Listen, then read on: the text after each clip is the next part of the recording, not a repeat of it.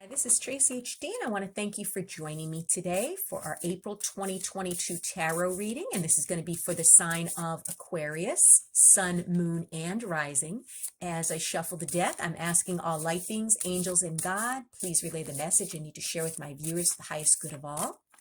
Beginning of the month, I'll take a card from the top. Middle of the month, I'm going to take a card from the center. And the end of the month, I'm going to take the bottom card. Okay, and let's see what we have here, Aquarius. Well, we start the month out with temperance.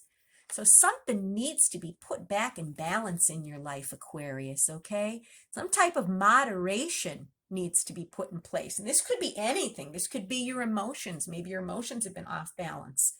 But I don't know. I don't think Aquarians get too off balance when it comes to emotions. They're pretty much a master of their emotions. They're not the kind that have outbursts.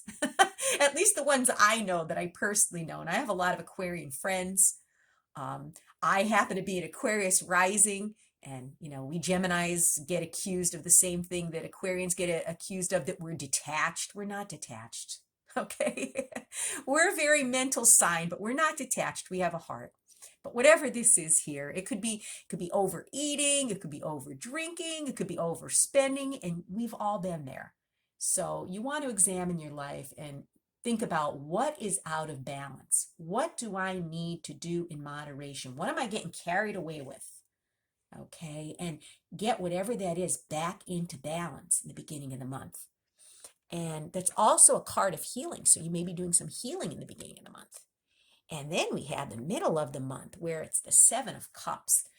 This is the card of analysis paralysis. You are going to have so many options in front of you in the middle of the month that you're going to be so confused.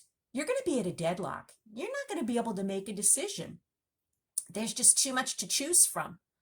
So you may need to do your homework. You may need to do a background check on things. And I know my Aquarian friends are good for researching things, and they like to look stuff up, and they like to analyze things. So this is right up your alley. When you make a decision, Aquarius, you know that you're making an informed decision, because you don't just make emotional decisions, at the spur of the moment or on a whim or in the heat of the moment. You make sure that you always check the facts and that you look at the situation, the options from every single angle.